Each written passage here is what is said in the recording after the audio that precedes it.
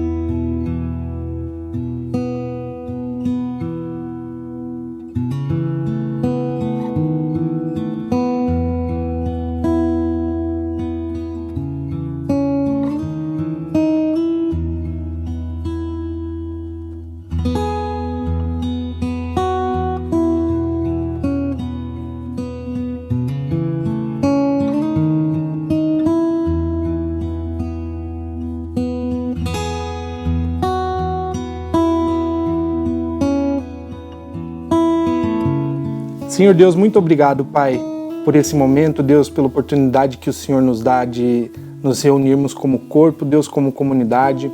Obrigado, Pai, por cada um que está, mesmo à distância aqui com a gente, Deus, reunido em oração, em momento de culto, Deus.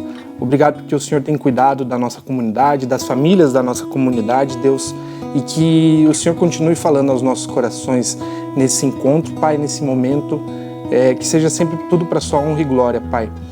Eu peço também para que, por meio da mensagem do pastor Carlos, o Senhor fale com a nossa comunidade, Deus, hoje que a gente encerre essa série sobre descomplicações, falando justamente de como descomplicar a forma de se relacionar dentro das nossas comunidades, Deus, que o Senhor fale aos nossos corações, que a gente esteja mais atento ao que acontece ao nosso redor, enfim, no espaço em que estamos inseridos, Deus. Perdoa os nossos pecados, é isso que eu peço e agradeço, Senhor. Amém.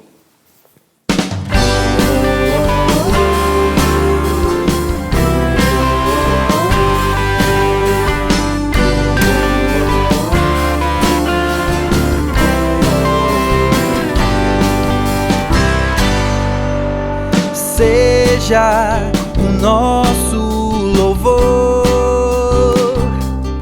cada dia que vivemos sob a tua direção.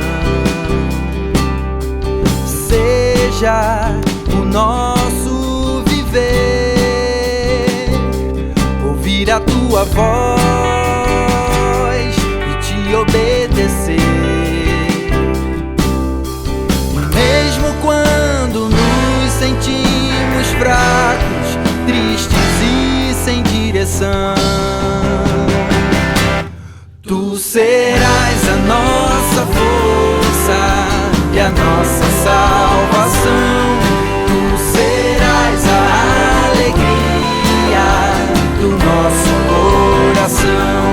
O Senhor é a nossa força e a nossa salvação. Ele é a alegria do nosso coração. Seja o nosso louvor, cada dia que vivemos sob a tua direção. E seja o nosso viver, ouvir a tua voz e te obedecer. E mesmo quando nos sentimos fracos, tristes e sem direção, tu serás a nossa força e a nossa salvação. Tu serás a alegria do nosso coração. O Senhor é nossa força e a nossa salvação. Ele é a alegria do nosso coração.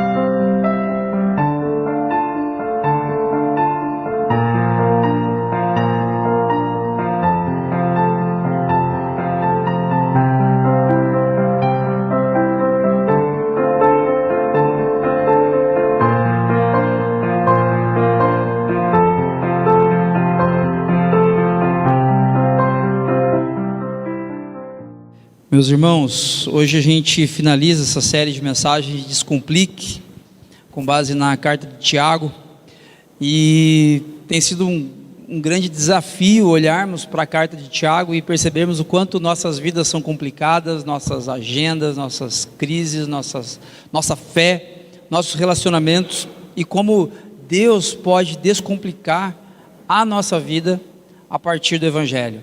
É um desafio e é um desafio prático. Não é algo que simplesmente você entende, é algo que a gente tem que colocar em prática e por isso é tão difícil. Mas graças a Deus, porque nessa manhã a gente não está só. nós temos uns aos outros, e principalmente o Espírito Santo de Deus é aquele que nos empodera a vivermos a vida do reino. A vida do reino de Deus que Jesus trouxe, tornou possível, ela é possível porque o Espírito Santo habita dentro de você, e ele é derramado comunitariamente. É isso que a palavra de Deus nos ensina, e esse é um momento onde o Espírito Santo nos enche, para que possamos viver vidas descomplicadas para a glória de Deus. Hoje, eu quero lembrar vocês sobre algumas coisas que a gente vem conversando. Na carta de Tiago, Tiago escreve aos discípulos de Jesus dispersos, que enfrentavam grandes dificuldades. A gente está falando do primeiro século, a igreja ela passa por perseguição, os discípulos e discípulas de Jesus, eles não são maioria, não são benquistos naquela sociedade, eles são perseguidos, por vezes com violência física, por vezes com violência verbal, com agressões morais na direção deles. Então, o fato é que o contexto é difícil, é um contexto de adversidade. Tiago escreve para discípulos que estão dispersos. Se você olhar na carta de Tiago, capítulo 1, verso 1, obrigado, Ricardo, você vai perceber que Tiago escreve para os discípulos que estão espalhados, para as 12 tribos, e ele usa essa expressão de maneira representativa para dizer, para todos os discípulos, para todos os servos de Deus que estão espalhados por aí, nesse contexto de perseguição. Mais uma coisa que a gente percebe na carta de Tiago é que ele desafia esses discípulos e discípulas de Jesus a manterem-se firmes e perseverantes diante das lutas e adversidades. As lutas são uma realidade, as adversidades são uma realidade. Eles estão vivendo dias complicados de fato, eles estão sendo perseguidos, muitos estão sendo desafiados a viverem uma fé um tanto quanto velada por medo de agressões físicas, de perseguições, e nesse contexto de lutas, onde facilmente esses discípulos poderiam dar um passo para trás e regredir quanto ao desenvolvimento da sua fé, Tiago os adverte para que eles permaneçam firmes, para que eles lutem, para que eles não desistam em meio a essas dificuldades. E como que Tiago faz isso? Em que direção ele acena para falar disso? Um aspecto extremamente importante que Tiago salienta na sua carta é a vida em comunidade. O tema comunidade na carta de Tiago, ele emerge em um contexto de dificuldades, de lutas, como se Tiago estivesse dizendo o seguinte: bom, o contexto é difícil, realmente as coisas não são fáceis, para melhorar para vocês eu tenho aqui um caminho, esse caminho é a vida em comunidade. É interessante porque isso não tem muito a ver com o nosso tempo hoje, né? Quando a gente pensa na nossa individualidade, nesse momento histórico da humanidade, é interessante como nós gostamos de ficar sozinhos, com a gente mesmo, apenas com as pessoas que a gente conhece um pouquinho mais, e não se misturar muito, porque se misturar muito a gente encontra problemas. Então a gente, para evitar problemas, a gente não se envolve muito com nada, a gente não se envolve com o vizinho, a gente não se envolve no ambiente de trabalho além do profissional, nós não nos envolvemos comunitariamente, porque, sei lá, tanta gente complicada, vai que pega, né? Vai que passa, e aí a gente começa a manter distância uns dos outros. Só que, gente, assim como a comunidade destinatária da carta de Tiago vivia dificuldades, adversidades, esse contexto é o nosso também, não é verdade? Nós vivemos um contexto de crise financeira no nosso país, crise econômica, o combustível altíssimo, a carne alta, tudo que você comprava antes, as mesmas coisas que você comprava antes, hoje você gasta muito mais para comprar. A gente está falando de, sei lá, de um ano para cá, a gente percebeu isso assim, isso crescendo de maneira muito grande. Além disso, as eleições estão se aproximando, a gente já tem que se preparar com o caos que será lidar com amigos, com visões diferentes, políticas. Nós vivemos um país onde nós temos uma desigualdade gritante social, e nós vivemos um momento onde a nossa fé é relativizada o tempo todo. Se você acredita em Deus, se você acredita em Jesus, ótimo, mas essa é a sua fé, essa é a sua posição. É um momento muito, muito complicado, que nós vivemos. Um momento tão difícil quanto o momento desses discípulos de Jesus dispersos no primeiro século. E se Tiago dizia para aquelas pessoas que a solução para eles era ter uma vida em comunidade descomplicada, eu acredito que o Espírito Santo diz a mesma coisa para a gente nessa manhã. Vocês enfrentarão dificuldades, dias difíceis virão, a coisa ainda vai piorar, você vai passar por dificuldades de saúde, coisas específicas do seu lar, você vai passar por dificuldades financeiras, dificuldades estruturais, profissionais, questões emocionais, você vai passar por isso. Como que você pode passar por isso de maneira saudável, de maneira madura? Descomplique a sua vida em comunidade. Descomplique a sua vida em comunidade. Qual é o contexto que a gente está vendo aqui? Em meio às perseguições, alguns discípulos haviam abandonado a vida comunitária, porque era mais difícil, porque naquele contexto, gente, ter uma vida comunitária significa se expor a riscos sérios. Então, para que eles não se expusessem a esses riscos, eles deram um passinho para trás quanto à vida comunitária. E qual foi a consequência desse abandono da vida comunitária? Um gradativo esfriamento da fé. A vida comunitária se esfriando, a vida comunitária se enfraquecendo, afeta diretamente a sua fé. Existe uma mentira que tem sido contada para a gente nos últimos anos em virtude das redes sociais, da internet e principalmente dentro da pandemia, de que é possível você ter uma espiritualidade à distância, um desenvolvimento da sua fé à distância, ou seja, você está lá na sua casa, você está assistindo no YouTube, você vê um pastor muito bom na parte da manhã, pregando aos domingos, e ele está lá em São Paulo, ele está no Rio de Janeiro, ele está fora do país, e você vê assiste aquele culto. Na parte da tarde você pode ver mais um, e à noite você pode ver um terceiro. Mas isso, gente, não é vida comunitária. Isso tem o seu valor, isso é um suporte à nossa fé. Ok, dentro da pandemia, quando não podíamos nos reunir, essas ferramentas foram incrivelmente belas e úteis. Inclusive nós aqui do Espaço de Vida, nós não transmitíamos, nós não tínhamos essa estrutura, a gente foi obrigado a correr atrás e aprendendo e batendo a cabeça para que pudéssemos de fato ter essa possibilidade. Foi excelente, porque de alguma maneira aquilo manteve a gente conectado de uma certa forma. No entanto, gente, aquilo é um suporte, aquilo é um paliativo, porque vida em comunidade é outra coisa. Vida em comunidade é eu estar aqui nesse ambiente onde eu sei que tem inúmeras pessoas diferentes umas das outras, pessoas complicadas, gente difícil como eu. A minha história é complicada. Se vocês quiserem ouvir, vamos tomar um café durante a semana e eu ouço a de vocês também, e a gente vai ver que nós somos todos estranhos, todos cheios de defeitos, todos pecadores, todos falhos. Por isso, vida em comunidade, gente, é um milagre. É um milagre. No entanto, essa vida em comunidade, segundo Tiago, ela tem um poder terapêutico, ela nos cura, ela descomplica a nossa existência em meio a dias difíceis.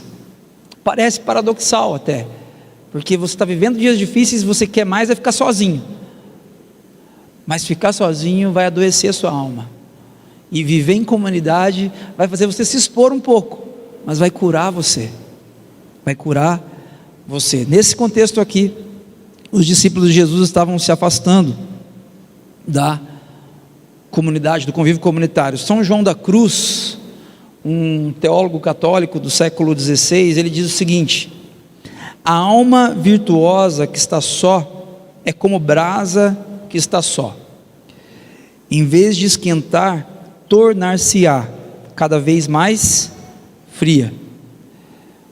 Talvez você diga assim: Carlos, isso acontece mesmo com algumas pessoas, mas comigo não acontece. Por quê? Porque, Carlos, eu leio a Bíblia, eu oro, eu tenho meu tempo com Deus lá de devocional, inclusive eu me emociono no meu quarto, eu me ajoelho e as lágrimas descem no meu rosto, eu me emociono, eu sinto a presença de Deus. Eu não tenho dúvidas de que isso é possível e de que isso pode ser uma realidade na sua história. No entanto, isso é fé individual. Por mais virtuosa que a sua alma seja, São João da Cruz vai dizer que é como uma brasa que está só. Uma brasa que está só, ela pode estar quente, aquecida no começo, mas depois de um tempo ela se esfria, ela vai se tornar cada vez mais fria.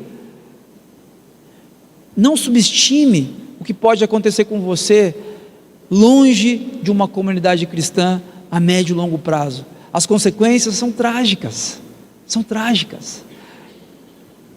Nesse sentido, gente, o escritor aos Hebreus, ele vai dizer, um texto bastante conhecido: não deixemos de reunir-nos como igreja, segundo o costume de alguns, mas encorajemo-nos uns aos outros, ainda mais quando vocês veem que se aproxima o dia. Então, o escritor aos Hebreus, ele está dizendo: não deixem de congregar, não deixem de se reunir, porque isso é importante, não é trivial, não é uma opção. Se fosse uma opção, gente, agora com a pandemia, que a gente aprendeu essa vida online de uma maneira muito mais prática, ok, não precisamos mais disso aqui, a gente vai entregar esse espaço que é alugado, a gente vai deixar de ter o custo aqui com o aluguel, a gente vai ter uma fé, vai tentar desenvolver a nossa fé, cada um na sua casa, à distância, via YouTube, via Zoom, e está tudo certo. Mas a palavra de Deus nos adverte de que esse caminho ele é doentio, o fim dele é trágico, porque ele esfria aquilo que é mais importante dentro de mim e de você, que é a convicção da nossa fé. Essas pessoas que aceitaram a mensagem do Evangelho e se prostraram aqui diante do senhorio de Cristo nesta manhã, elas estão com os seus corações aquecidos, elas estavam emocionadas, com os corações aquecidos. Por quê, gente?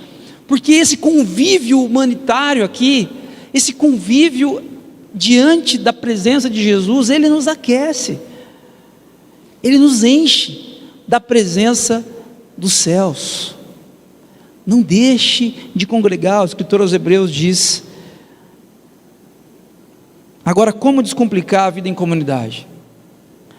Ok, eu entendi que a vida em comunidade é importante, é necessária e me cura. Eu entendi que a vida em comunidade é importante para o meu amadurecimento enquanto discípulo de Jesus, enquanto ser humano. Esse convívio comunitário é importante. Ok, mas é muito complicado. É muito complicado, porque tem fulano, tem ciclano, e como é que a gente faz para descomplicar? Então eu gostaria de trabalhar algumas coisas com vocês nessa manhã. Eu quero ser bem breve, porque o nosso tempo já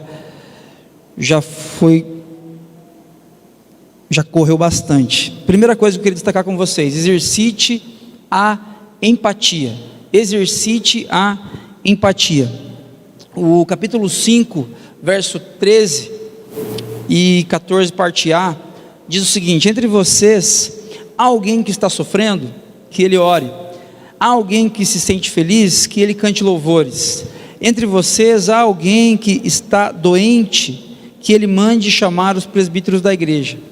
A ideia aqui, irmãos e irmãs, é: entre nós, nesse ambiente comunitário, há alguém que está doente? Há alguém que está feliz? É claro que há, é claro que há. Se a gente passar o microfone aqui um por um, vai ter gente que vai estar dizendo que está vivendo dias complicadíssimos na vida, de crises emocionais, crises estruturais, familiares, conjugais. E outras pessoas estarão super felizes porque acabou de casar, o filho acabou de nascer, está vivendo uma vida super legal, foi promovido no trabalho e está ótimo. É importante que você, como discípulo de Jesus, entenda que esse ambiente aqui é um ambiente de pessoas totalmente distintas, não apenas quanto à sua natureza, mas também quanto ao seu momento de vida. Por isso, eu quero convidar você a ser empático. Seja empático. Essa vida em comunidade descomplicada, ela parte do pressuposto da empatia, um na direção do outro. Quando eu olho para vocês, eu olho de cima para baixo, como eu sendo mais maduro, você sendo mais imaturo, mais imatura. Esse olhar, ele é um olhar que me adoece. Ele vai adoecer a nossa relação, mas antes ele vai me adoecer. Ele vai me tornar doente.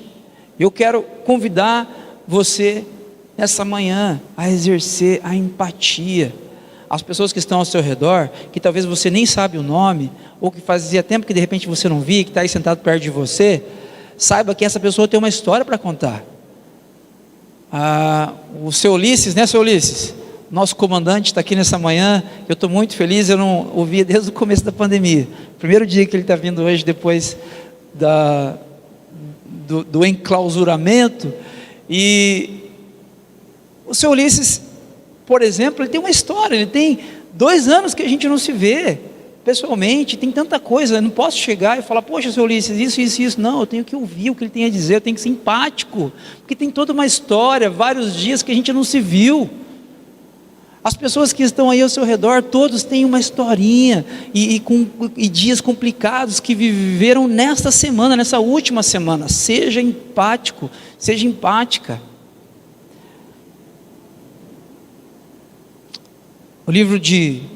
A carta de Paulo aos Romanos, no capítulo 12, verso 15, Paulo diz o seguinte: alegrem-se com os que se alegram, chorem com os que choram.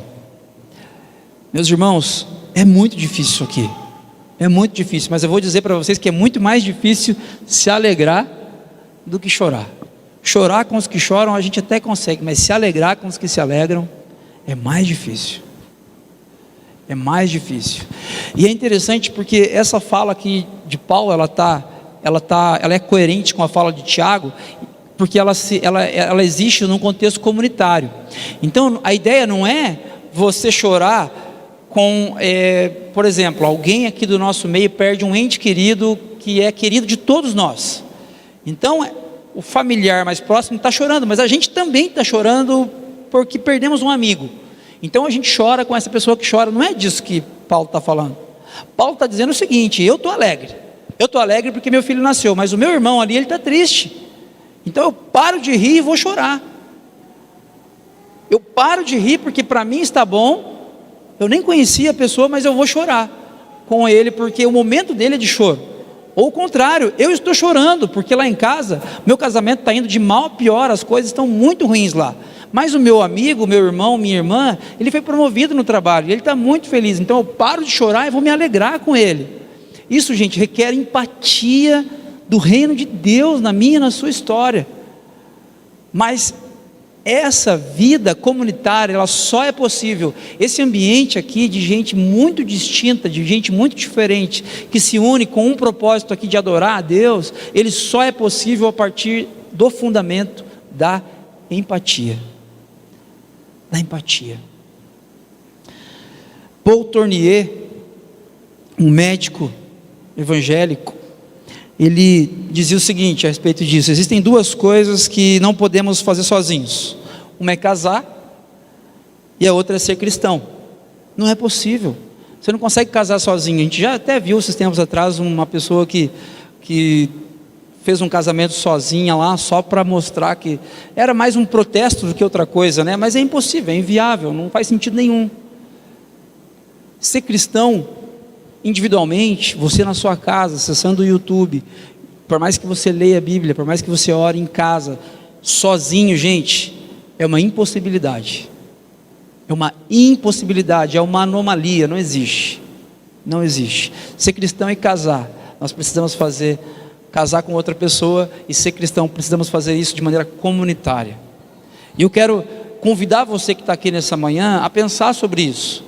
Não necessariamente nessa comunidade local. Nós somos o Espaço de Vida, a Igreja Presbiteriana de Jaguariúna. Mas nós não somos a única igreja. Nem em Jaguariúna, nem na região, nem em outras cidades você pode encontrar outra igreja. Mas o conselho que eu dou para você como pastor é: não deixe de ser parte de uma comunidade, porque isso tem poder de curar a sua alma e de descomplicar a sua história.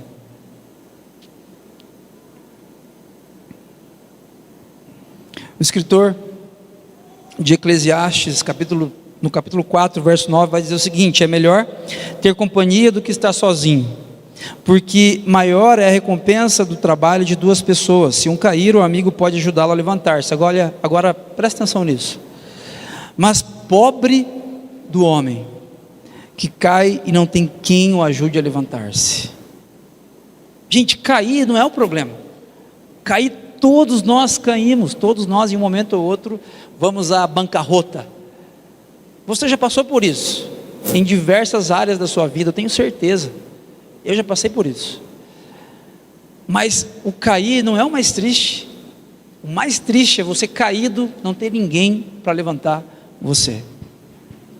Só que depois que a gente está caído, e ninguém está ali para me levantar, não adianta eu, Carlos, reclamar. Porque eu vou ter pessoas perto de mim se houve uma construção nesse sentido.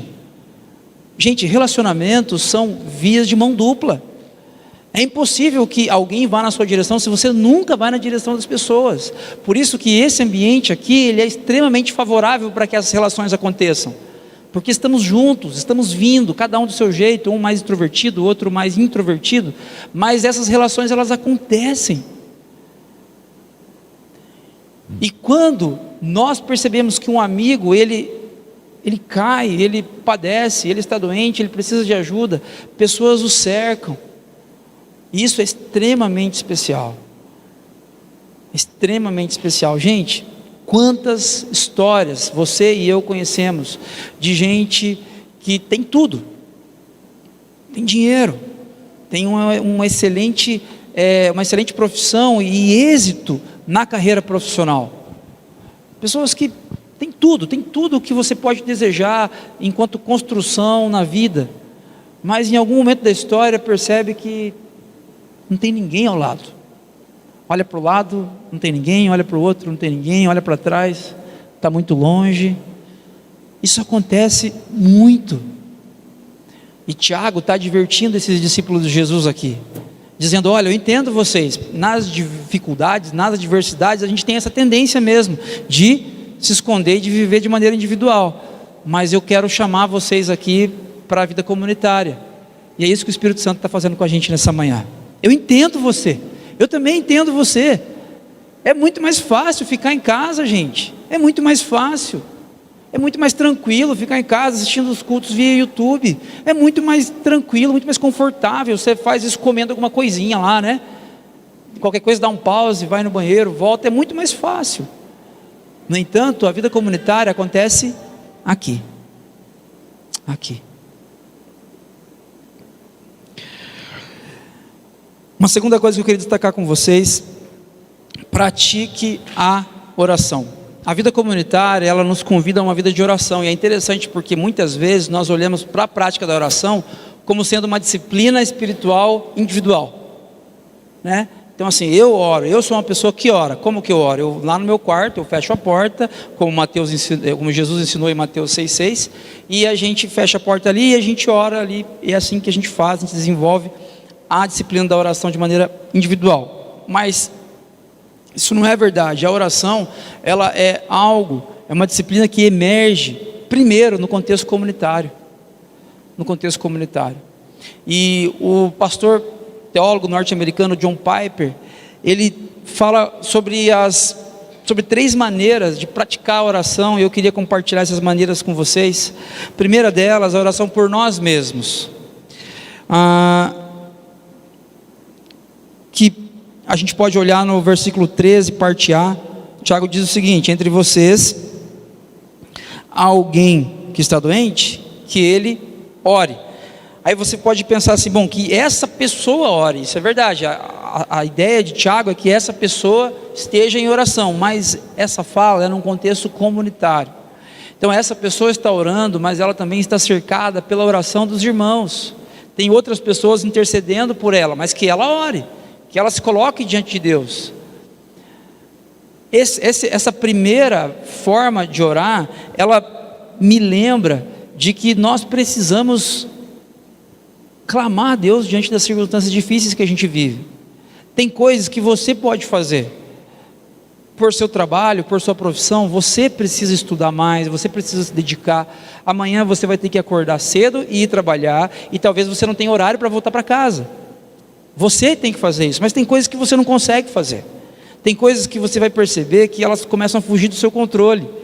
E nós precisamos recobrar a consciência de praticarmos a oração diariamente, praticarmos a oração durante o dia, quando a gente percebe que as coisas estão fugindo do nosso controle, nós conversarmos com Deus e pedirmos misericórdia, pedirmos a intervenção dEle. Essa oração por nós mesmos. Gente, quantas vezes que eu vou conversar com alguém num aconselhamento e a pessoa começa a falar e eu não faço ideia do que fazer, porque de repente essa pessoa tem muito mais vivência que eu, inclusive, e a gente não, puxa, para que lado que eu vou? Começo a pensar na Bíblia, o que Jesus nos orienta, e de repente eu peço ajuda para Deus e falo: Deus, me ajuda, porque eu não sei o que dizer, e eu preciso conversar e trazer alento dos céus para essa pessoa. O Senhor precisa me usar aqui. E de repente as coisas começam a se destrancar, a pessoa fala uma coisa e as coisas começam a acontecer, e aquela conversa, ela acaba redundando em glória para Deus. Mas claramente eu precisei me lembrar, eu precisei orar por mim. Deus, me ajuda, porque eu estou enrascado aqui, eu não sei o que falar, não sei o que fazer, não sei para que direção ir. E eu quero lembrar você de que a oração é essa ferramenta poderosa. Pratique a oração para descomplicar a sua vida em comunidade.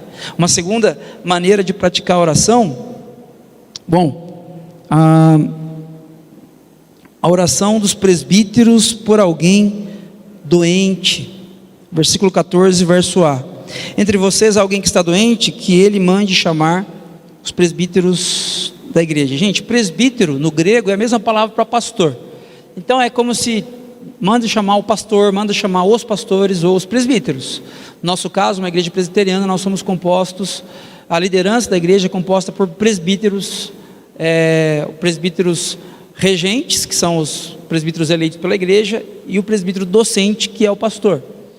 Agora, é interessante o que o Tiago está dizendo aqui, porque não é para você chamar o presbítero ou o pastor, porque você não pode orar.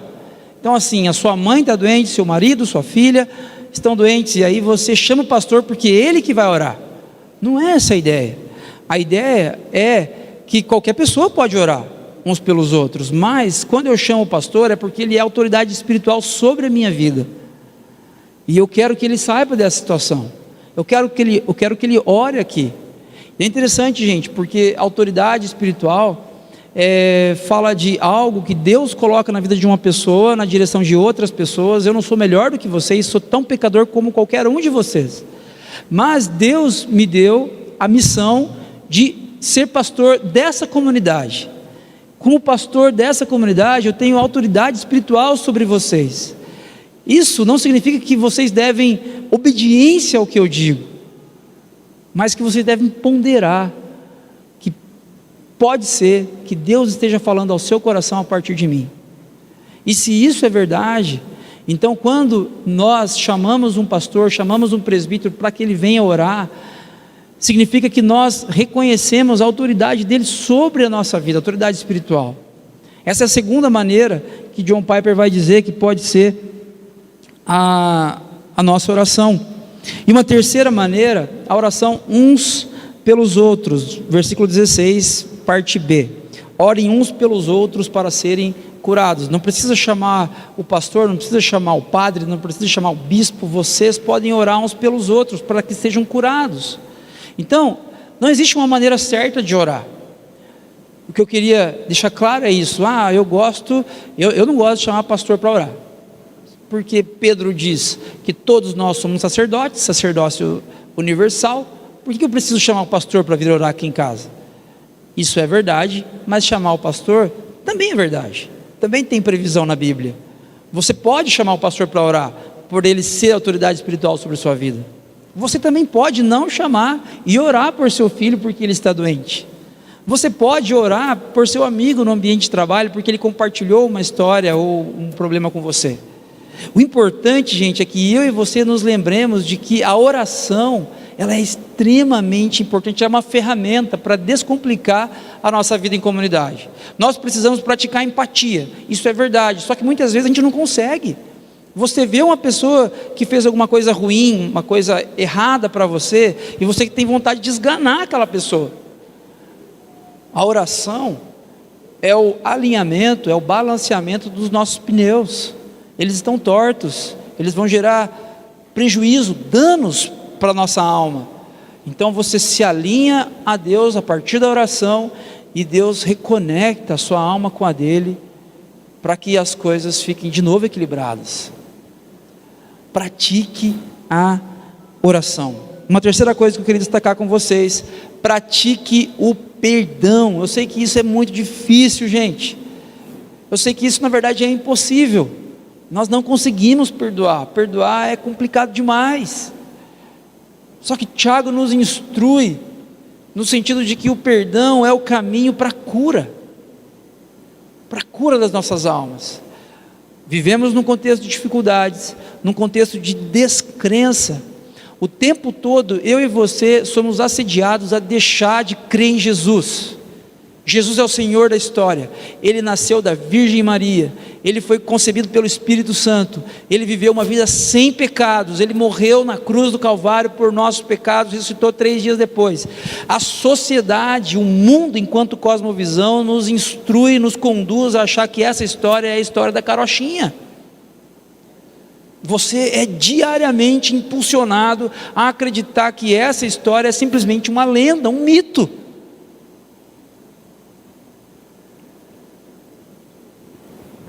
Por isso, essa vida comunitária aqui, ela passa a ser opcional. Agora, se você entende que de fato, Jesus entrou na história e morreu por você, e essa é a verdadeira história da humanidade, então essa vida comunitária, ela é importante, para que nos dias difíceis, eu e você estejamos bem. Praticar o perdão. Tiago, no capítulo 5, verso 16, diz: portanto, confessem os seus pecados uns aos outros, e orem uns pelos outros para serem curados. A oração de um justo é poderosa e eficaz, muito pode por sua eficácia a oração do justo, outras versões vão dizer. É interessante, gente, que a gente interpreta errado esse versículo aqui. A gente acha que é mais ou menos assim, ó. Eu chego para o meu amigo aqui, para o meu irmão, e falo assim: estou sendo muito egoísta esses dias. Falei mal de alguém, ou sei lá, eu estou com pensamentos promíscuos na minha mente. Você pode orar por mim? Aí o meu amigo aqui ora por mim. Não é disso que o texto está falando. O texto está falando de você confessar, mas para quem te ofendeu, ou para quem com quem você está ofendido. É você chegar para alguém e confessar: olha, eu estou irritado com você, porque isso aconteceu, e eu sei que eu estou errado, e eu preciso pedir perdão para você. Confessar para a pessoa que está envolvida nesse imbróglio é muito mais difícil, é muito mais complicado o que Tiago está propondo para a gente aqui. Mas olha o que ele diz: confessem seus pecados uns aos outros, se aproxime das pessoas que você ofendeu e que você sabe que precisa confessar. Olha, eu menti para você. Lembra aquela história lá que eu falei que não tinha nada a ver, que era assim, assim, assado? Então, eu menti, é mentira. Eu estou aqui para pedir perdão para você. Sabe aquele dinheiro que eu tinha que passar para você? Então, eu passei uma quantia menor. Eu menti para você. E eu estou aqui para restituir você. Confesse seus pecados. E aí, o texto fala para a gente orar uns pelos outros. E se isso acontecer, nós seremos curados. Essa conta, gente, ela é muito importante. Porque a cura, todos nós queremos, certo? A gente ora: Deus, cura minha vida, cura minha alma, cura meu casamento, minha relação com os meus filhos. Deus, eu quero tanto que eles se deem bem comigo, que eles me amem, que tragam os netinhos aqui em casa. A gente quer se dar bem, a gente quer esse ambiente de cura, mas a gente não entende que a cura, ela é resultado desse processo aqui, de confissão mais oração. Só confissão não cura. Se você só contar toda a verdade para alguém e não orar, não há cura. É simplesmente uma conversa terapêutica. Você vai sair bem porque vomitou tudo, mas não haverá cura no relacionamento. Agora, só oração também não cura. Carlos, eu não vou confessar, mas eu estou orando. Estou orando para Deus fazer um milagre. Não vai fazer. Não vai, porque a cura comunitária, ela existe a partir dessa conta aqui. Eu confesso para você, meu irmão, que eu menti para você, desculpa, foi mal. Emerson, eu esqueci, desculpa. Eu confesso para você esse erro. A gente ora um pelo outro e existe cura. Do contrário, gente, não há cura. E aí a nossa vida comunitária fica complicada. E quando ela fica complicada, não é legal. Aí a gente evita, a gente fala mal, e aquilo se torna algo difícil para a gente. Uma quarta coisa que eu quero destacar com vocês: cuide daquele que se afasta. Que Tiago destaca aqui para a gente. Olha o que ele diz: meus irmãos, se algum de vocês se desviar da verdade e alguém o trouxer de volta, lembrem-se disso: quem converte um pecador do erro do seu caminho salvará a vida dessa pessoa e fará que muitíssimos pecados sejam perdoados. Gente, se você olhar para o lado, nós estamos hoje aqui com alguns visitantes, isso é muito legal, em virtude da manhã especial que nós temos. Mas se você olhar para o lado, você vai perceber que muita gente que costumava estar aqui não está mais. Se você der eu convido você, não sou muito de fazer isso, mas dá uma olhadinha para o lado, você que é aqui da igreja, olha para o lado, olha para as cadeiras vazias aí. Quem poderia estar sentado aí do seu lado que não veio hoje? É muita gente que a gente alcança, que a gente dialoga, que a gente interage, que vai ficando pelo caminho. Tiago, ele está lembrando a mim e a você, que se um de nós se desviar da verdade, é bom que sejamos trazidos de volta. Lembrem-se disso: quem converte um pecador, é claro que ele não está falando aqui do poder de conversão que o Espírito Santo tem, ele está dizendo quem consegue convencer um pecador a voltar do erro do seu caminho, salvará a vida dessa pessoa e fará com que muitíssimos pecados sejam perdoados. Gente, o meu sonho é que a nossa igreja, o Espaço de Vida, seja uma igreja acolhedora, uma igreja que acolhe os visitantes, que acolhe as pessoas que estão chegando, mas mais do que isso, que acolhe os de dentro também, que acolhe os de dentro, que abraça os de dentro, que fecha as portas dos fundos para que os de dentro não saiam. Por quê, gente? Porque nós precisamos cuidar uns dos outros, porque essa é a vida em comunidade que Deus nos deu o presente de viver. E aí você vai estar dizendo assim: Carlos, mas eu tento, mas eu não consigo, para mim isso é muito difícil. Eu sei que é difícil, gente, por isso que há o Evangelho, por isso que todo esse ajuntamento aqui é em torno da mesa do Evangelho. A palavra Evangelho significa boas notícias, boas novas. A boa notícia é que não depende de você, não depende de mim. Se dependesse de mim, gente, vamos fechar isso aqui e vamos assistir tudo via YouTube, porque a gente não dá conta. Mas o Evangelho é que Jesus venceu a nossa apatia. Na cruz do Calvário, Jesus venceu a nossa individualidade, o nosso individualismo, melhor dizendo. Jesus venceu a doença da nossa alma de querer se afastar dos outros para não se envolver com os outros. Jesus já venceu isso quando Ele morreu na cruz por todos nós. Jesus não morreu por mim especificamente, Carlos, Ele morreu por todos nós. A igreja somos todos nós, é o povo de Deus em missão na terra. Gente, essa é a boa notícia. Você quer ter uma vida descomplicada? Você quer melhorar a sua saúde emocional e que seus sorrisos sejam mais leves, que você consiga enxergar o copo meio cheio sempre? Você quer viver um novo momento na sua história? Então descomplique a sua vida comunitária. A vida comunitária é muito importante, gente, porque isso aqui não é apenas um ajuntamento qualquer, como eu disse no começo desse encontro. O Espírito Santo de Deus é derramado aqui. Na Bíblia, o Espírito Santo nunca é derramado de forma individual, sempre de forma comunitária, para transformar um povo, uma gente. O Espírito Santo está sendo derramado aqui hoje, para que você tenha uma vida comunitária descomplicada e saudável. Isso vai reverberar na sua vida individual? Claro que sim, claro que sim. Vai reverberar no seu casamento, na vida dos seus filhos. Mas é aqui que o Espírito Santo é derramado, é nos ambientes onde o povo de Deus se reúne, porque Jesus entrou na história e pagou o preço que eu e você não quisemos pagar. A gente sempre olha para o preço que a gente não pôde pagar, né? Do que Jesus fez por nós na cruz. A gente não pôde mesmo, mas a verdade é que a gente nem quis pagar. A gente não estava afim de pagar. Jesus pagou todo esse preço para que eu e você fôssemos livres hoje, para viver comunitariamente de maneira saudável e madura. Para a gente refletir, para a gente praticar durante essa semana, quero destacar com vocês algumas coisas. Primeiro, você já olhou ao seu redor hoje? Algumas pessoas aqui estão sofrendo, enquanto outras estão alegres. Qual o seu papel como parte desta comunidade?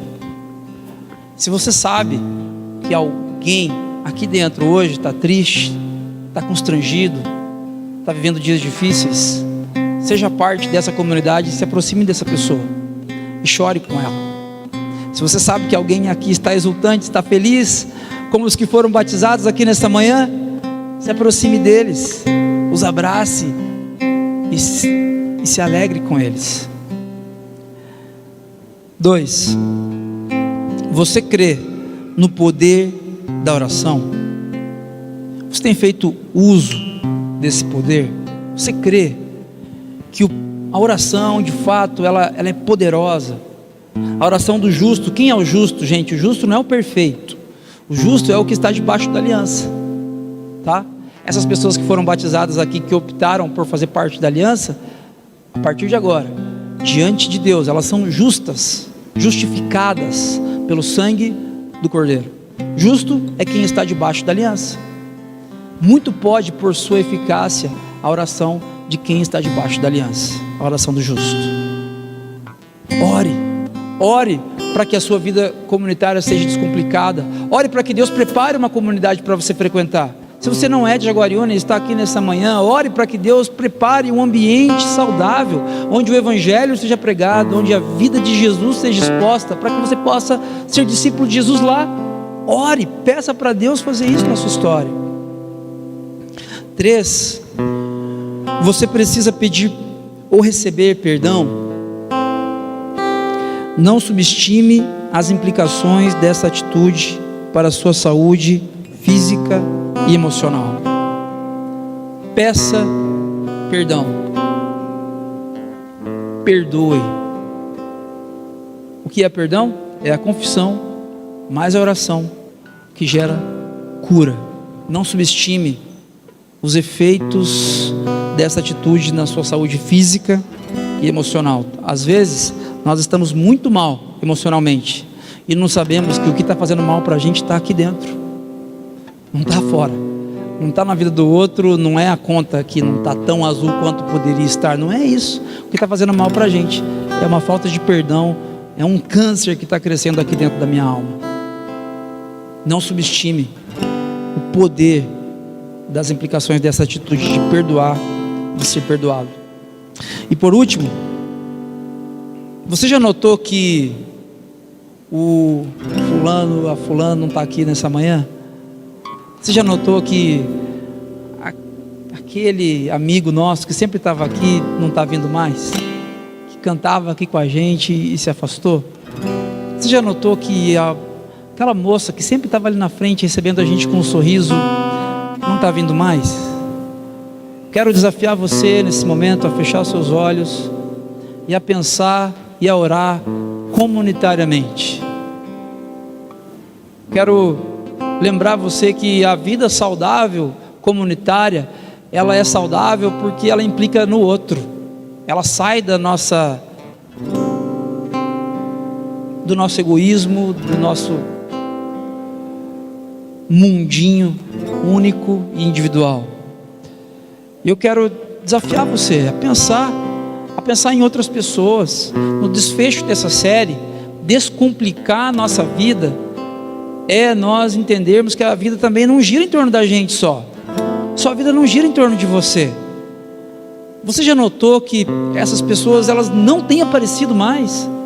O que a gente vai fazer na direção delas, para trazê-las ao convívio comunitário? Porque nós fomos lembrados pela palavra nessa manhã que convívio comunitário é importante para descomplicar a nossa vida. Vamos orar? Deus de graça, obrigado Senhor por esta manhã. Obrigado, Deus, porque a sua palavra nos instrui. Obrigado porque a sua palavra nos adverte. E nós nesta manhã reconhecemos, Deus, que os nossos relacionamentos em comunidade, eles são muito complicados. Que Nós reconhecemos que temos vivido, Pai, uma fé individualista, distante das pessoas, distante dos desafios, também distante dos prazeres da vida em comunidade. Nós confessamos isso, Deus, nesta manhã, que nós temos flertado, Deus, com uma espiritualidade bem diferente, que a sua palavra não nos orienta a ter. Mas, Deus, que o seu Espírito Santo faça com que essa reflexão gere frutos em nossas vidas, na direção de vivermos essa vida em comunidade, de sermos empáticos com as pessoas diferentes que estão ao nosso redor, de desenvolvermos, Deus, a prática da oração, Deus, para que de fato vivamos do que o Senhor quer de nós, que nós possamos, Deus, perdoar.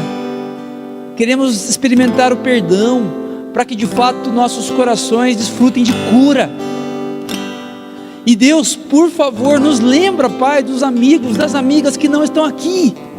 Nos lembra, Pai, de irmos na direção dessas pessoas durante essa semana. Nos lembra, Pai, de ligarmos, de enviarmos mensagens, Deus, para que essas pessoas sejam relembradas de que elas fazem parte de uma família. Nos lembra, Pai, em nome e por amor de Jesus. Faz isso, Deus. Faz isso, Pai, na minha vida, na vida dos meus irmãos e irmãs aqui nesta manhã. Essa é a nossa oração, em nome de Jesus. Amém.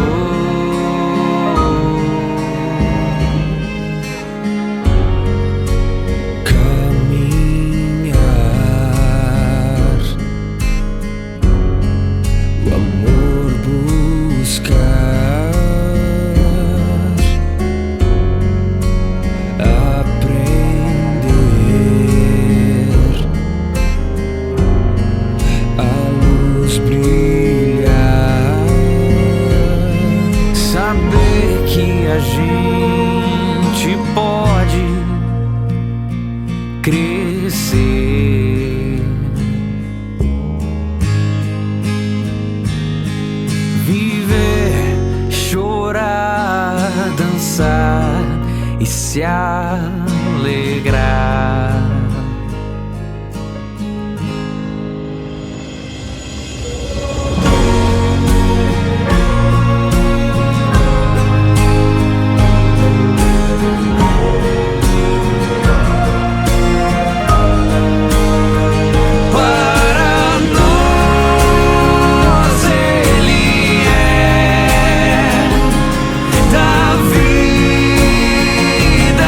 Melhor